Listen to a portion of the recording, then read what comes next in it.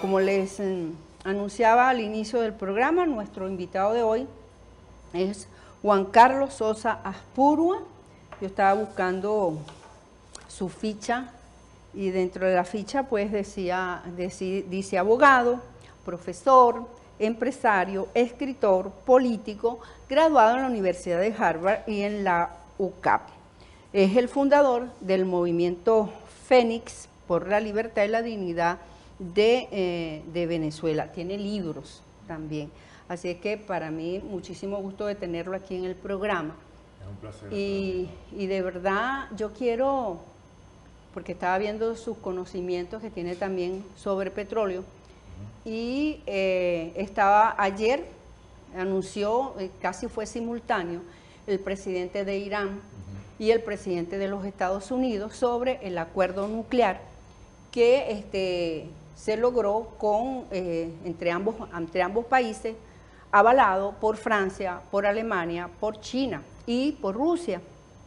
Es decir, que no es una sola decisión por parte de los Estados Unidos, sino que es la intervención, el apoyo de otros países que son desarrollados. A pesar de que es un acuerdo nuclear, la pregunta que se hacen muchos es si este acuerdo nuclear va a tener, a entrar también en la parte económica, porque nosotros sabemos que, si mal no recuerdo, usted me corrige, Irán es el tercer productor de petróleo en el mundo. Creo que son 150.000 millones de barriles, algo así.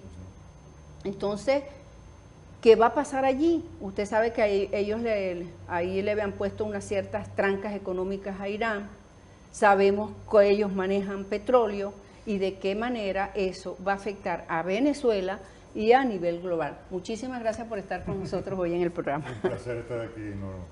Bueno, eso es una pregunta muy compleja. Evidentemente que Irán es un país muy importante en el plano petrolero, como lo es toda la zona en donde se encuentra Irán, ¿no? Sin embargo, en el contexto venezolano, yo creo que lo más importante a analizar, más que cualquier impacto que pueda tener este acuerdo nuclear con las grandes potencias e Irán, es el tema de las oportunidades perdidas, de cómo Venezuela se está quedando en el aparato, porque lo que sí está claro es que independientemente del potencial de Irán y de todos los países del Medio Oriente en materia petrolera y de los países petroleros en general, el tema es que al petróleo le quedan, digamos desde el punto de vista contextual, muy poco tiempo como principal energético del mundo, ¿no? Es decir, estamos hablando de que a la vuelta de la esquina, en 40, 45 años, la dieta energética del planeta va a cambiar y todo lo que se está haciendo a nivel tecnológico, a nivel de las inversiones de las grandes empresas, apunta en esa dirección. Entonces, nosotros que tenemos las reservas petroleras más importantes del hemisferio occidental y una de las más importantes del mundo y una de las más importantes reservas de gas, es verdaderamente criminal. Yo creo que es trágico para las futuras generaciones que nosotros no estemos aprovechando esa oportunidad. Es decir, nosotros podríamos estar en este momento, si se hubieran seguido los planes de PDVSA de los años 90, Venezuela podría estar produciendo en este momento entre 10 y 12 millones de barriles diarios de producción propia. Y con los niveles que tiene el precio del petróleo actualmente, Venezuela podría ser perfectamente bien el principal suplidor del mundo. Es decir, tendríamos los principales mercados, porque los productores costosos de petróleo, es decir, aquellos que tienen que irse a las profundidades del mar y utilizar la tecnología más costosa para poder sacar petróleo, quedan desplazados del mercado, porque no, a un nivel de precios moderado no tienen capacidad de desarrollar esos proyectos. Entonces, bueno, lo triste es que Venezuela tenga una infraestructura petrolera muy desmejorada, unas refinerías que prácticamente se han transformado en unas cafeteras. La producción propia de PDVSA es insignificante, es decir, si no fuera por los socios estratégicos que tenemos, la producción venezolana estuviera prácticamente mermada a su máxima expresión. Entonces, yo creo que eso es lo que deberíamos analizar, es decir, ¿por qué estamos perdiendo esas oportunidades? Ahora es negativo, se podría decir que desde el punto de vista de nuestro país, ese acuerdo, que es un acuerdo nuclear, pero va a tener repercusiones económicas por lo que significa a nivel de petróleo y de gas también, porque yo creo que ellos son los terceros también a nivel mundial. Sí, unas reservas importantes. Unas reservas importantes, entonces, y sabemos que cada vez el precio del barril baja. ¿Qué significa eso, por ejemplo, para Venezuela? Si nosotros vivimos precisamente de la renta petrolera. Claro, si Irán tiene las puertas abiertas para colocar más producción en el mundo, el petróleo de Irán es un petróleo de muy buena calidad. Efectivamente, para Venezuela eso significa mayor competencia a la hora de colocar los crudos, porque la clave del negocio petrolero, Norma, es básicamente la conquista de los mercados. Tú como país productor y como productor de un producto tan competitivo como el petróleo, necesariamente tienes que conquistar mercados. Entonces, en la medida en que Irán sea un país más amigable para el mundo civilizado, por decirlo de alguna manera, para las potencias occidentales, Irán va a tener mucho más posibilidad, evidentemente, de sacar músculo en el ámbito petrolero. Y, bueno, obviamente, si nos ponemos a hablar en términos de competencia, va a tener una gran ventaja con respecto a nosotros, porque el costo de producir en Irán es relativamente bajo. O sea, el costo realmente en la producción petrolera de Irán tiene que ver con variables políticas, es decir, todo el riesgo político que implica hacer proyectos de inversión en zonas tan inestables. Pero en la medida en que esa zona recupere estabilidad y gane confianza por parte de los mercados, evidentemente que muchos países consumidores empiezan a voltear la mirada hacia esa zona. Y nosotros nos vamos quedando todavía más debilitados porque nos hacemos menos atractivos pues, a la hora de competir. Entonces yo creo que lo más importante es básicamente entender que las grandes oportunidades que nosotros tenemos son oportunidades que si no aprovechamos las vamos a perder, como las estamos perdiendo, pues. Porque efectivamente, por ejemplo, los árabes sauditas entendieron eso muy bien y pudiendo asumir políticas para subir los precios del petróleo, más bien han hecho todo lo contrario. Han tratado de que los precios del petróleo bajen de nivel, de tal manera de ellos poder seguir cautivando los mercados, es decir, no perder mercados con la producción nueva que está saliendo, por ejemplo, de los Estados Unidos o de países como de repente en un futuro México o un futuro Colombia. Es decir, los árabes sauditas entendieron, o la misma Irán, los árabes sauditas han entendido que la única manera verdaderamente de sobrevivir en un mercado tan competitivo en el mediano plazo es teniendo satisfechos a los consumidores y no generando inestabilidad, no generando situaciones que generen una alta volatilidad en el precio. Entonces ellos están apostando a un precio moderado, pero a mantener un mercado cautivo que les permita colocar su producto sin ningún problema, ¿no? Bueno, nos vamos al corte y al regreso seguimos conversando.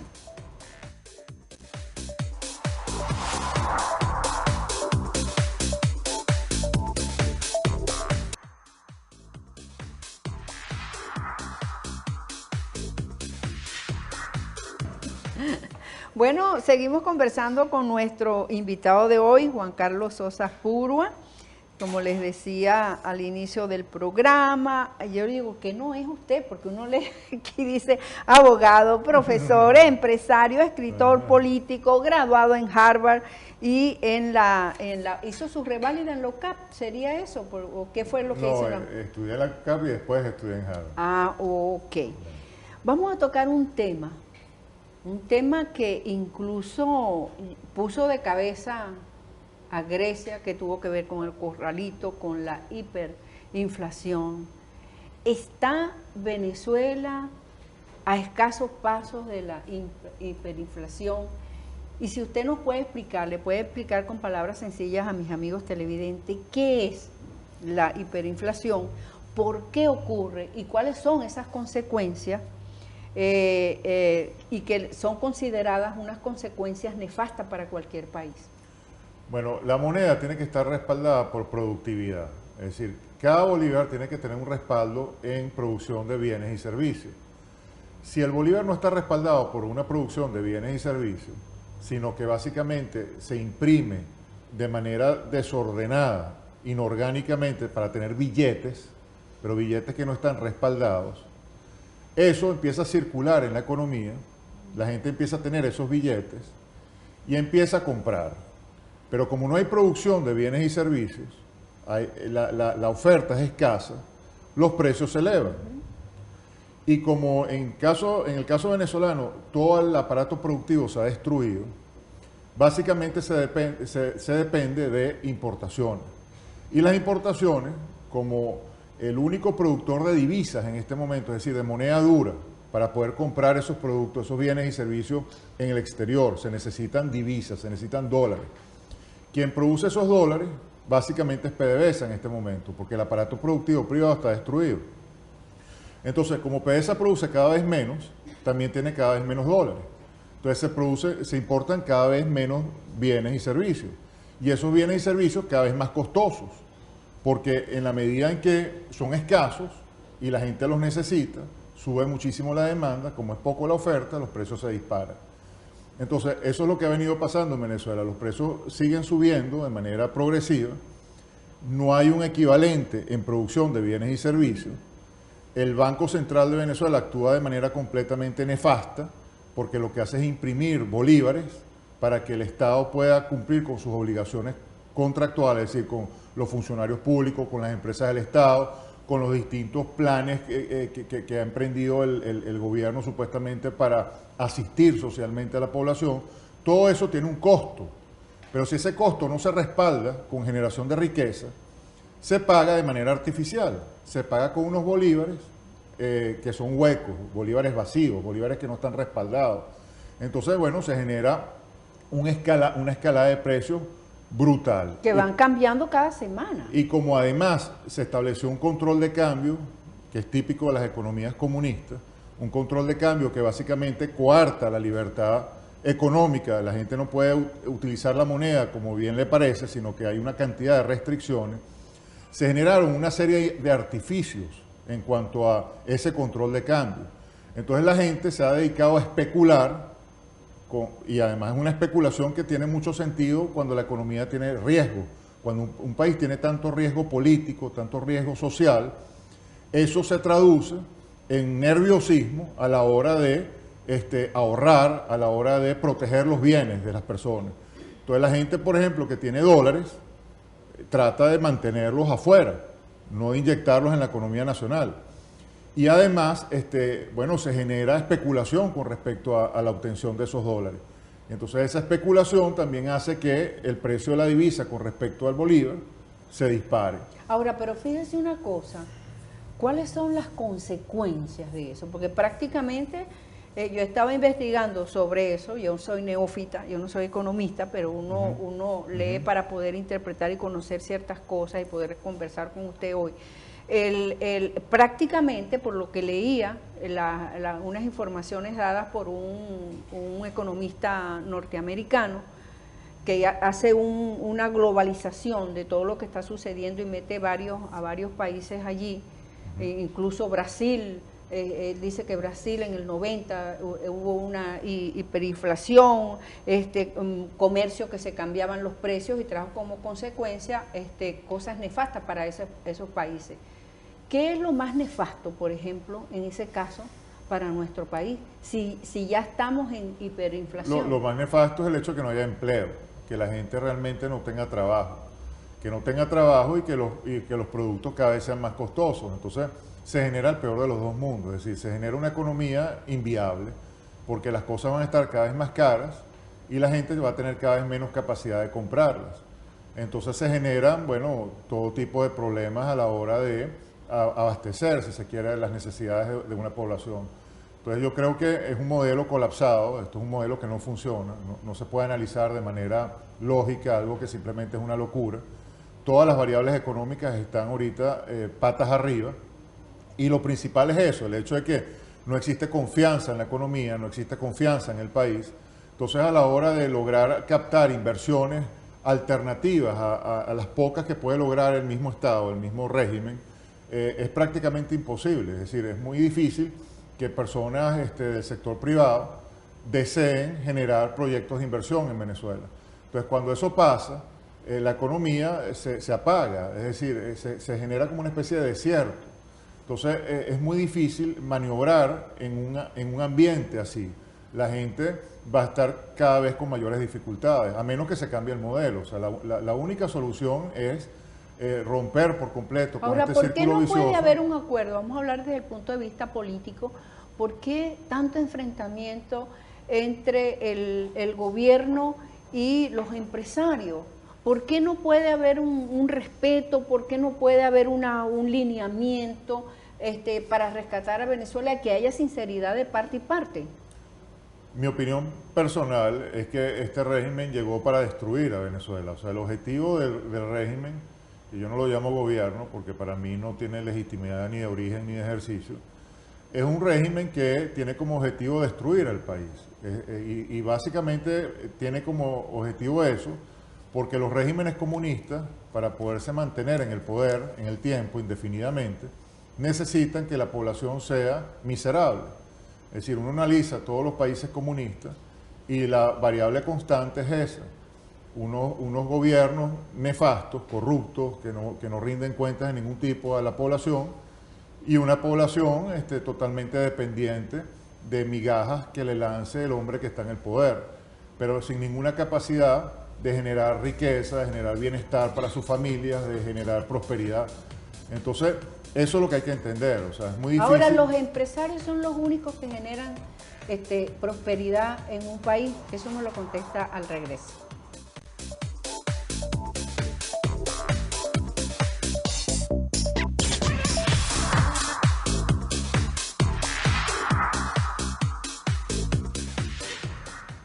Continuamos conversando con nuestro invitado de hoy, Juan Carlos Sosa Pura. De verdad, muchísimas gracias por estar con nosotros hoy en el programa, fundador del Movimiento Fénix por la Libertad y Dignidad de Venezuela. Esta noche tiene un foro allá en la sede, en la sala de eventos de Nueva Prensa, a las 6:30 de la tarde. Yo dejé una interrogante en el segmento anterior. ¿Son los empresarios son los únicos que generan prosperidad en un país?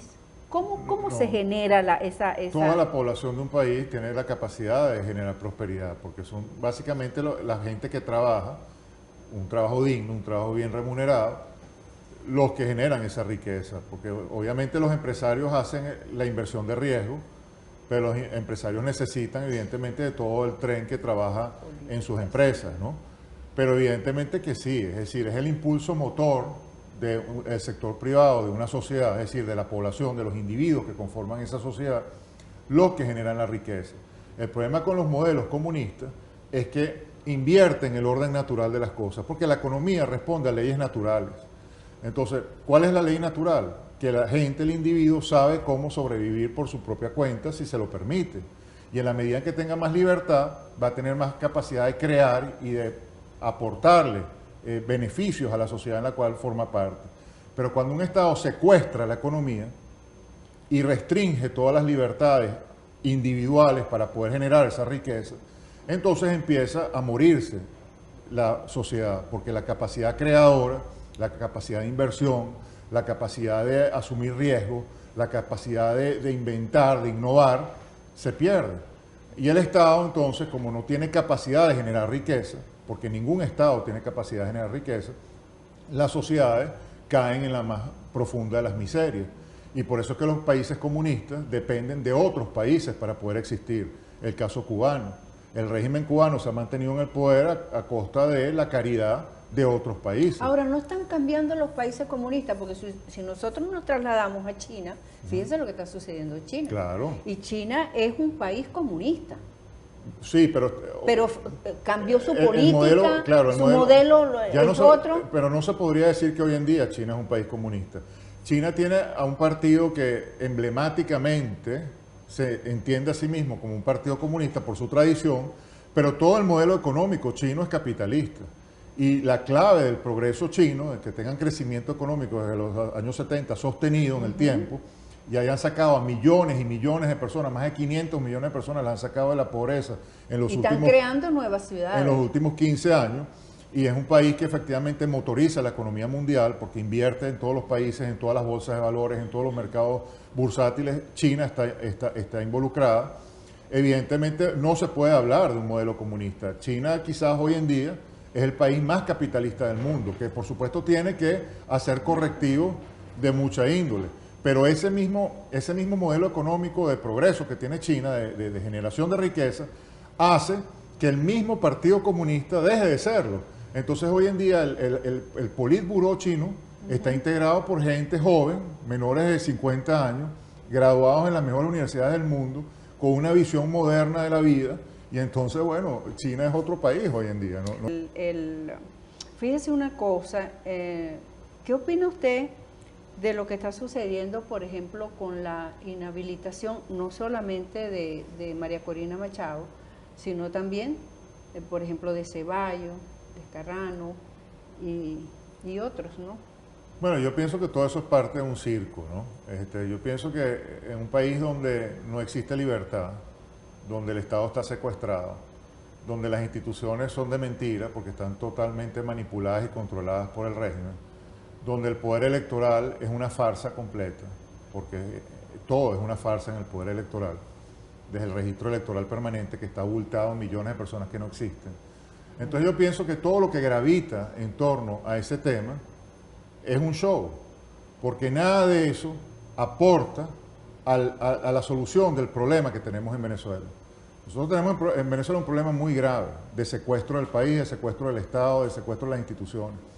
Entonces, si nosotros seguimos jugando a que eso no existe, es decir, a que eso no es una situación real. Es decir, que usted no está de acuerdo con que se realicen las elecciones, entonces. No en los términos en que se plantea. ¿Y cuáles serían los términos? Unos términos en donde unas elecciones se pueden hacer de manera transparente, de manera libre, sin un registro electoral que esté abultado en millones de personas, donde no se puedan manipular los circuitos, donde los resultados efectivamente sean los resultados fidedignos, y ninguna de esas condiciones están dadas.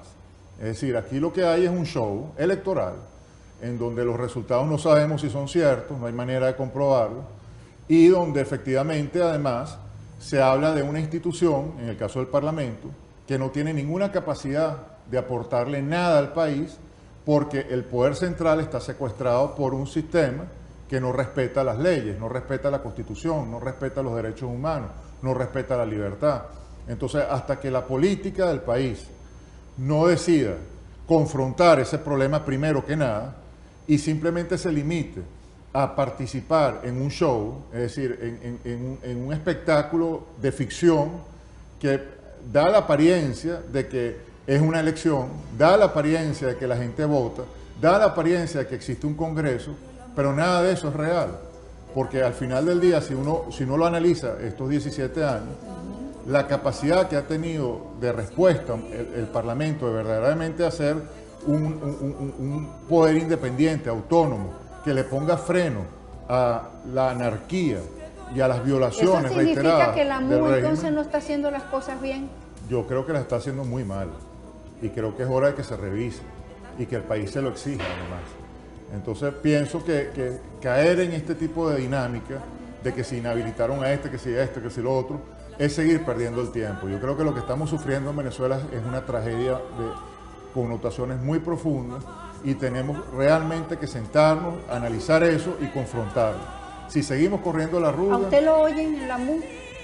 No. ¿Nunca lo han invitado? Es que no les interesa lo que yo digo, o sea, lo que yo digo... ¿Personas como usted no tienen cabida dentro de la MU? No, mientras ellos no quieran ver, es decir, ellos quieren ser ciegos por elección y sordos por elección. Okay. Entonces es muy difícil alguien que no quiere ver, que uno lo haga ver, ¿no? Bueno, se nos acabó el programa.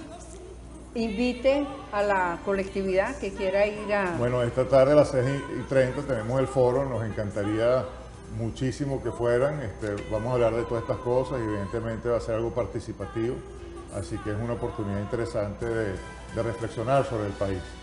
Bueno, a las 6:30 en en la sala de conferencias de la Nueva Prensa de Guayana. Muchísimas gracias por estar con nosotros hoy en el programa. Ustedes, amigos, muchísimas gracias por permitirnos entrar todos los días a sus hogares. Hasta mañana, si Dios quiere. Sin medida, de darnos por completo a cada paso, se nos quedó en las manos un buen día.